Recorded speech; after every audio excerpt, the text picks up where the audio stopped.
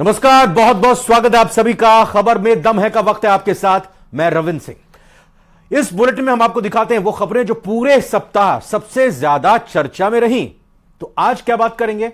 आज बात होगी जयपुर में हुए सबसे बड़े कांड की, जिसने पूरी राजधानी को हिलाकर रख दिया। सड़क हादसे के बाद हुई बहस में एक युवक की हत्या कर दी गई, और इसके साथ ही आपको बताएंगे सबसे बड़े अय्याशबाज को क्या मौत का डर सताने लगा है। वहीं कोटा में सुसाइड कांड पर अब लगाम लगाने के लिए फिर से नई गाइडलाइन जारी कर दी गई है, और क्या कुछ है सिलसिलेवार तरीके से सारी जानकारी आपको देंगे। तो बने रहिए हमारे साथ। शुरू करते हैं, खबर में दम है।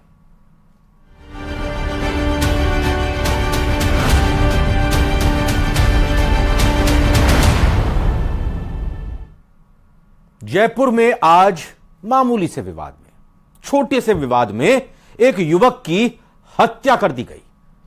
पीट पीट कर हत्या करने के बाद जयपुर में बवाल शुरू हो गया।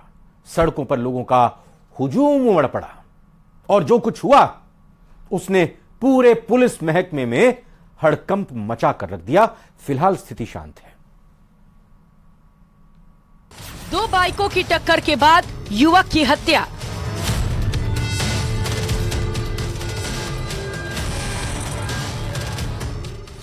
युवक का पीट पीट कर बेरहमी से कत्ल।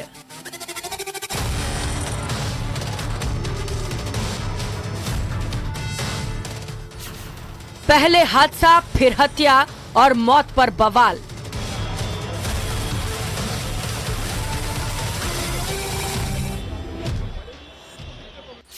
टक्कर, झगड़ा, मारपीट और मर्डर।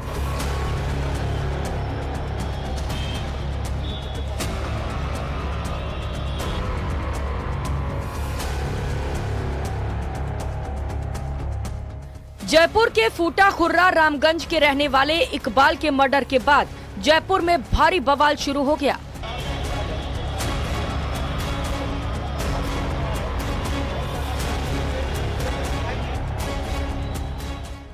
हजारों की संख्या में लोग सड़कों पर उतर आए। भारी हंगामा होने लगा, जिसके बाद मौके पर पुलिस की कई टीमों को तैनात किया गया। बुलेट प्रूफ जैकेट और हेलमेट पहने सुरक्षा कर्मियों ने मोर्चा संभाला और अधिकारियों ने प्रदर्शनकारियों से बात कर समझाया, और घंटों चले हंगामे के बाद मामला कुछ शांत हुआ, लेकिन मांगों को लेकर फिर भी परिजन अड़े रहे। तो हुआ क्या था वहाँ ये, क्योंकि यहाँ एक हादसा नहीं हुआ, ये कब जो 3 से चौथा हादसा है ये आए दिन। अभी बच्चे के साथ क्या हुआ? बच्चे के साथ ये हुआ, वो बच्चे आ रहे थे वहाँ से, कोई बात चल रही होगी आपस में, तो मैं चल रही थी वहाँ औरों की, तो बच्चे वो देखते ही है क्या बात हो रही है, तो वो तो जो तू मैं कर रहे थे वो तो चल गए। उसके बाद उसको रोक के उसको नाम पूछा, नाम पूछ के उसको कूटापाटी कर दी। मैं तो ये कह रही हूँ कि इन बच्चों को इंसाफ चाहिए बस। अभी क्या कहा है आपसे जो प्रतिनिधि हैं सरकार के? सरकार के प्रतिनिधि तो सारा काम करेंगे, हम आपको लिखत में देंगे, और आपको जो हम तुम्हारे साथ हैं, और हम तुम्हें नौकरी भी देंगे, और तुम्हें पूरा सब कुछ तुम्हारे साथ है। जो अफवाहें या गलत जानकारी जो दी जा रही है उनको लेकर के परिवार काफी नाराज हैं कि जो 2 बाइक भिड़ने का वीडियो वायरल हुआ, और वो बताया गया कि ये इससे जुड़ा हुआ, इससे झगड़ा। नहीं, ये गलत है, बिल्कुल गलत है। इसका इकबाल का कोई लेना देना दिया? इकबाल के पास तो एक्टिवा है, वो मोटरसाइकिल बता रहे, वो बिल्कुल गलत है। ये फेक है, ये वीडियो के बिल्कुल गलत है। ये वीडियो उसकी इकबाल की है ही नहीं। ये जो मारा कूटी कर रहे हैं वो इकबाल नहीं है। हालांकि Jaipur police commissioner Biju George Joseph का कहना है कि ये वारदात एक बड़ी गलतफहमी की वजह से की गई है, और सभी को गिरफ्तार कर लिया गया है। वहाँ एकत्रित कुछ लोगों ने मारपीट किया, उनमें एक व्यक्ति का डेथ हो गया, उस पर मुकदमा हो गया। मुकदमा दर्ज होने के बाद उस वारदात में शामिल कई व्यक्तियों को हमने डिटेन किया है। अभी इस स्थिति हम सामान्य कर रखा है, और थोड़ी देर में पूर्ण शांति हो जाएंगे। सर, कोई आरोप सामने आया है क्या? कोई मोटिव लग रहा है? कैसे? कोई मोटिव नहीं था, एक गलत फहमी के कारण हुआ है। रोड रेज को कारण जैसे स्थिति में होता है वही हुआ है। सर, कोई अरेस्ट हुआ अभी तक? जो मुकदमे में जो वांटेड है उनमें से ज्यादातर लोग अरेस्टेड हो गए। वहीं इतनी बड़ी वारदात के बाद सीएम अशोक गहलोत ने भी मामले का संज्ञान लिया और आर्थिक मदद के साथ कई घोषणाएं की।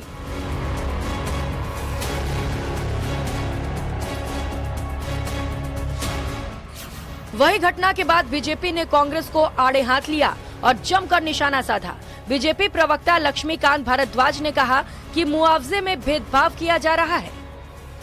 राजस्थान की सरकार ने भी जिस मृत युवक है उसके परिजनों को 50 लाख की सहायता और नौकरी और डेयरी बूथ का भी ऐलान किया है। ये दोनों चीजें सवाल खड़ा करती हैं। सवाल ये खड़ा करती है कि राजस्थान में कांग्रेस पार्टी की सरकार आने के बाद 7,700 से अधिक निर्दोष नागरिकों की जान जा चुकी है। तो क्या राजस्थान की सरकार इस तरह की जो मुआवजा राशि सब लोगों को जारी कर रही है? क्या इसमें भी राजस्थान की सरकार भेदभाव नहीं कर रही है? क्या किसी की जान जाने को भी राजस्थान की सरकार वोट से तोड़ रही है? क्या राजस्थान की सरकार चुनाव देकर एक वर्ग विशेष को खुश करने के लिए 50 लाख का कंपनसेशन दे रही है? क्या 7,700 से अधिक परिवार जिनके निर्दोष परिवारजनों की हत्या इस सरकार के दौरान हो चुकी है, क्या उन सब के साथ भी सरकार का इसी तरह का व्यवहार था? दूसरी तरफ जो लोग एक घटना पर, जो कि कानून व्यवस्था का मामला है, उसमें एक व्यक्ति की जान चली गई, उसको लेकर पूरा शहर जाम करके बैठे हैं, तो क्या ऐसे लोगों के खिलाफ सरकार को सख्त कार्रवाई नहीं करनी चाहिए? फिलहाल पुलिस ने तत्परता दिखाते हुए कुछ आरोपियों को डिटेन कर लिया है और 12 से ज्यादा लोगों को राउंड अप भी किया गया है।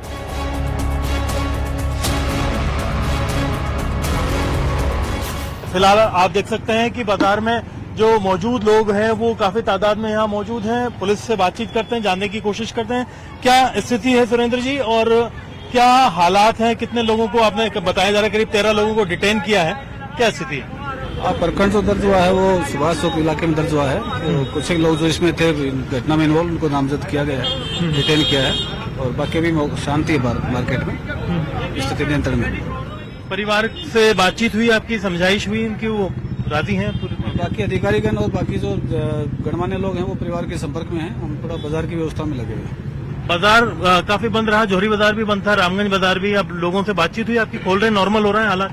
अभी हालात सामान्य की तरफ जा रहे हैं, बाजार खुलने लगा है, ट्रैफिक भी सुचारू रूप से चल रहा है, पब्लिक में कोई इस समय आक्रोश नहीं है, स्थिति बिल्कुल सामान्य की तरफ जाती जा रही है, नॉर्मल हो गई। आप लोगों ने भी समझाइश की शांति समिति की तरफ से लोगों की? जी बिल्कुल, रामगंज शांति समिति हरदम तैयार रहती है, 24 घंटे प्रशासन के साथ रहता है, प्रशासन भी पूरी तरह तैयार रहती है। यहाँ बहुत अच्छे बेहतर से माहौल अब भी बहुत सही बेहतर होता जा रहा है यहाँ। अब रामगंज आप देख सकते हैं कि पहले जिस तरह से एकदम से बंद हुआ था, उसके बाद से यहाँ पर ट्रैफिक चालू हो चुका है, दुकानों को भी खुलवाया जा रहा है और लोगों ने काफी कोऑपरेट किया है क्योंकि आपस में किसी तरह का टकराव न हो। कैमरा पर्सन दिलीप चेची के साथ अरबाज अहमद, न्यूज़ 18 के लिए जयपुर से।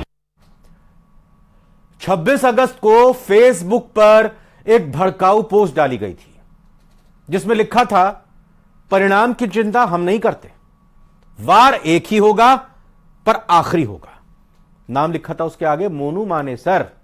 जी हां, वही मोनू मानेसर जिस पर नासिर जुनैद हत्याकांड में शामिल होने का आरोप है, जिसके पास से मोबाइल ने उसकी अय्याशी के सारे राज खोल दिए, लेकिन अब उसे मौत का डर सता रहा है। रिपोर्ट देखिए।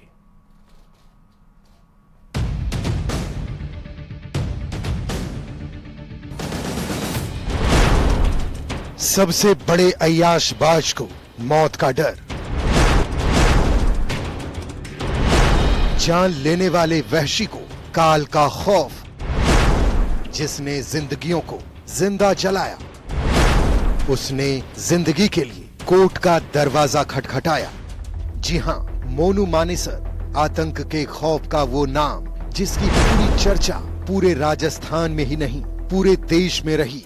इसकी वो वारदात जिसने पूरे देश को हिलाकर रख दिया था। उसने 2 मासूमों को कार में ही जिंदा जलाया था और अब उसे अपनी ही मौत का डर सता रहा है। उसको खौफ है कि उसका एनकाउंटर हो सकता है और उसे मार दिया जा सकता है। मोनू मानेसर को नासिर जुनैद हत्याकांड के आरोप में राजस्थान की अजमेर जेल में रखा गया है, लेकिन राजस्थान की इस जेल में मोनू मानेसर को एनकाउंटर का डर सता रहा है और इसीलिए राजस्थान के कामा कोर्ट में एक याचिका दायर की गई है। इसमें मोनू मानेसर ने खुद को इस जेल से किसी दूसरे जेल में शिफ्ट करने की अपील की है। नासिर जुनैद हत्याकांड के आरोपी मोनू मानेसर ने खुद को उस जेल में ट्रांसफर करने के लिए कहा है जिसमें कैदियों को पूरी सुरक्षा दी जाती है। मोनू मानेसर ने अजमेर की हाई सिक्योरिटी जेल में खुद को ट्रांसफर करने का याचिका दिया है, जो अजमेर से कामा की दूरी 223 किलोमीटर है। मोनू मानेसर के वकील ने कहा है कि मोनू की हर बार कोर्ट में वीडियो कॉन्फ्रेंसिंग के जरिए पेशी हो रही है, लेकिन अब उसे सड़क पर ले जाना और इतनी दूर गाड़ी चलाना उसकी जान के लिए खतरा बना हुआ है। नासिर जुनैद हत्याकांड का मुख्य आरोपी, सबसे बड़ा अय्याशबाज और शौकीन, बैंकॉक में फरारी और अय्याशी ही अय्याशी। जी हां, जिन तस्वीरों को आप अपनी टीवी स्क्रीन पर देख रहे हैं, ये बैंकॉक में एक सबसे बड़े अपराधी की अय्याशी की तस्वीरें हैं।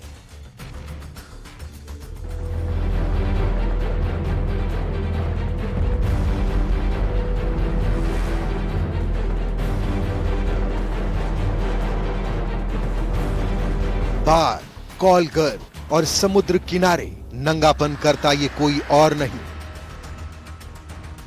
ये हरियाणा के भिवानी में नासिर जुनैद हत्याकांड का मुख्य आरोपी मोहित यादव उर्फ मोनू मानेसर है।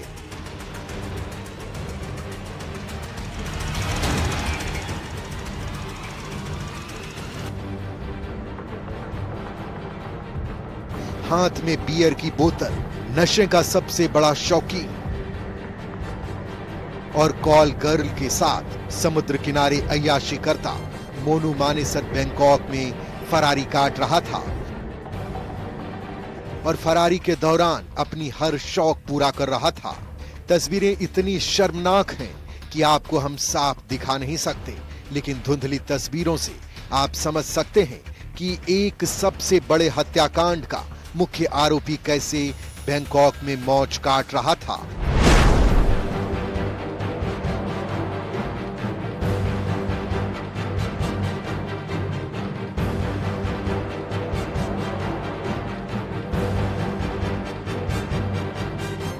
इतना बड़ा अपराधी है, इसने जुनैद और नासिर की हत्या करने के लिए 8 दिन पहले ही पूरी प्लानिंग की थी और उसके बाद सबसे बड़े हत्याकांड को खौफनाक तरीके से अंजाम दिया था। लेकिन इसके इरादे अभी भी बहुत खौफनाक है। इतना ही नहीं, मोनू मानेसर सबसे बड़े गैंग से जुड़कर गैंगस्टर बनना चाह रहा था और उसके इरादे बहुत खौफनाक थे। खुद को गौरक्षक बताने वाला अपराधी इतनी बड़ी साजिश रच रहा था जिसका किसी को अंदाजा तक नहीं था और वो इन सब में कामयाब होने के लिए लॉरेंस से संपर्क करने की कोशिश कर रहा था और उसने लॉरेंस के भाई अनमोल से सोशल मीडिया के माध्यम से संपर्क भी कर लिया था। दोनों के बीच एक विशेष ऐप के जरिए बात हो रही थी और इस दौरान दोनों कॉल और मैसेज से बात भी कर रहे थे। बताया जा रहा है कि मोनू को लॉरेंस के भाई अनमोल ने लॉरेंस का नंबर भी दिया था। हालांकि इस पर बात हुई या नहीं, इसका खुलासा नहीं हो सका है। हरियाणा पुलिस से प्रोटेक्शन वारंट पर भरतपुर लाए गए मोनू से पूछताछ में कई खुलासे हो रहे हैं। सामने आया कि मोनू और उसकी टीम ने नासिर और जुनैद को कई दिनों तक ट्रैक किया था। जिन लोगों पर गौ तस्करी के केस थे वो इनके टारगेट पर थे। नासिर पर भरतपुर में गौ तस्करी के 4 केस थे। उसका बार बार हरियाणा के मेवात इलाके में आना जाना था। मोनू और उसकी टीम ने 8 दिन पहले नासिर और जुनैद की हत्या का प्लान किया था। उसके बाद घटमाकी गांव के नासिर जुनैद का अपहरण किया गया था। 16 फरवरी को गोपालगढ़ थाने में मामला दर्ज किया गया था। हरियाणा के भिवानी में दोनों के जले हुए शव मिले थे। 17 फरवरी को एक आरोपी रिंकू सैनी पकड़ा गया था। रिंकू सैनी से पूछताछ में हत्याकांड का खुलासा हुआ। पुलिस ने सभी 8 आरोपियों के फोटो जारी किए थे। आरोपियों पर 10-10 हजार का इनाम भी घोषित किया गया था, जिसके बाद 6 मई को आरोपी मोनू और गोपी को देहरादून से पकड़ा था। फिलहाल आतंक का दूसरा नाम मोनू मानेसर को अब एनकाउंटर का खौफ है और उसके वकील ने याचिका दायर कर कोर्ट से गुहार लगाई है। Bureau report, news 18 Rajasthan. Kota में कोचिंग स्टूडेंट्स के सुसाइड को रोकने के लिए सरकार ने नई गाइडलाइंस जारी कर दी हैं। और कोचिंग संचालकों के लिए सख्त आदेश के साथ कई नियम भी बनाए हैं। सिर्फ इतना ही नहीं, नए नियमों का पालन इन नहीं होने पर सख्त कार्रवाई की भी चेतावनी दी है। इस रिपोर्ट में देखते हैं।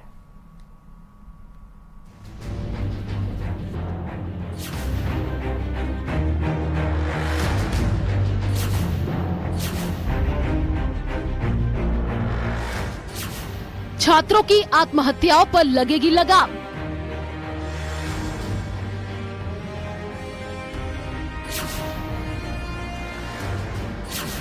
नए नियम और गाइडलाइन से होगा काम।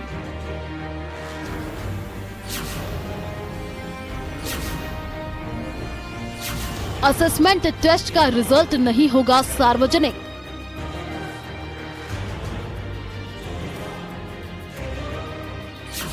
अब 9वीं क्लास से पहले नहीं होगा एडमिशन। कोचिंग स्टूडेंट के सुसाइड को रोकने के लिए सरकार की गाइडलाइन सख्त नियमों के साथ आ गई है। गाइडलाइन के अनुसार हॉस्टल्स के लिए नई गाइडलाइन। हॉस्टल में क्षमता से ज्यादा प्रवेश नहीं दिए जाएंगे। मेस का चार्ज भी आनुपातिक रूप से लेना होगा। रोजाना बायोमेट्रिक और फिजिकल हाजिरी लेनी होगी। एंट्री गेट पर लाइव मॉनिटरिंग सिस्टम स्थापित करना होगा। गर्ल्स के हॉस्टल में केवल महिला वार्डन की नियुक्ति होगी। दरअसल कोटा में बढ़ते कोचिंग छात्रों की खुदकुशी के मामले को लेकर मुख्यमंत्री अशोक गहलोत ने 18 अगस्त को कोचिंग सेंटर के संचालकों के साथ बैठक की। इसके बाद 24 अगस्त को एक कमेटी बनाई। इस कमेटी ने 19 सितंबर को अलग अलग पॉइंट के साथ में अपनी रिपोर्ट पेश की। इस गाइडलाइन में एडमिशन से लेकर कोचिंग छात्रों की काउंसलिंग और टेस्ट के लिए नियम भी निर्धारित किए हैं, जिसके अनुसार कोचिंग सेंटर्स के लिए नई गाइडलाइन। अब कोचिंग सेंटर में बैच अल्फाबेट से होंगे।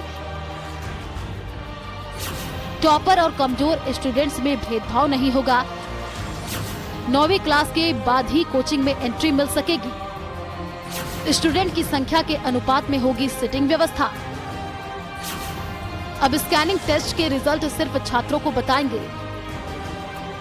अब टेस्ट के आधार पर नहीं बनाए जाएंगे बैच। बायोमेट्रिक के साथ FRT करना जरूरी। FRT से फेक हाजिरी पर रोक लग सकेगी।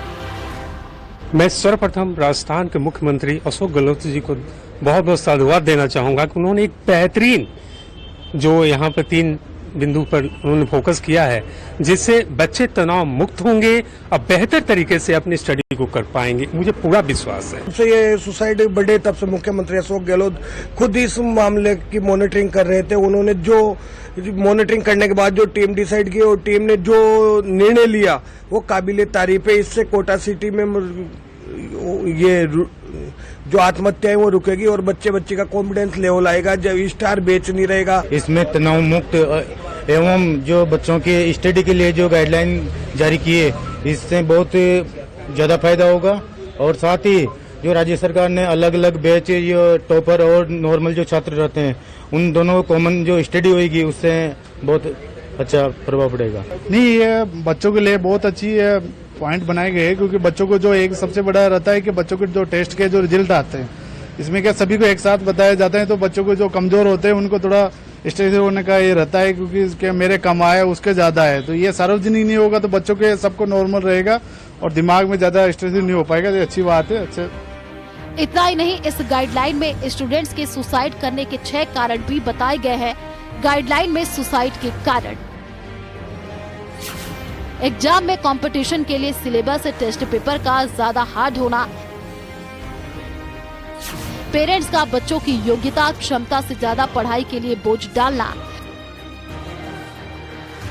परिवार से दूर, शिकायतों का समय पर समाधान नहीं और बिहेवियर चेंज, ज्यादा असेसमेंट टेस्ट और रिजल्ट को सार्वजनिक करना, बच्चों पर टिप्पणी, रिजल्ट के आधार पर बैच को बांटना, कोचिंग सेंटर के ज्यादा बिजी शेड्यूल और डिटेल सिलेबस, जरूरत के अनुसार छुट्टी नहीं, भेदभाव का माहौल, पढ़ाई के अलावा दूसरी एक्टिविटी का अभाव होना। गाइडलाइन के अनुसार अब कोचिंग संस्थान कक्षा 9 से पहले कोचिंग स्टूडेंट को कोचिंग में प्रवेश के लिए प्रोत्साहित नहीं करेंगे। वर्तमान में जो छात्र फिलहाल 9वीं कक्षा या इससे पहले पंजीकृत हैं और अगर वो लौटना चाहते हैं तो उनकी फीस को लौटाया जाए और उन्हें जाने की अनुमति दी जाए। कोचिंग संस्थान स्टूडेंट को एडमिशन स्कैनिंग टेस्ट से उसकी क्षमता का आकलन करने के बाद दे और पेरेंट्स का भी काउंसलिंग की जाए। कोचिंग संस्थान को स्टूडेंट्स और पेरेंट्स को पिछले साल संबंधित तक कोर्स में एडमिशन के लिए कुल विद्यार्थियों में से कितने सफल हुए इसके बारे में जानकारी देनी होगी। कोचिंग संस्थान असेसमेंट टेस्ट रिजल्ट सार्वजनिक नहीं करेगा। जिन बच्चों के नंबर कम आए हैं उनका एनालिसिस कर उनकी काउंसलिंग करनी होगी। असेसमेंट टेस्ट के आधार पर बच्चों को बांटने पर पाबंदी रहेगी। Bureau report, news 18 Rajasthan.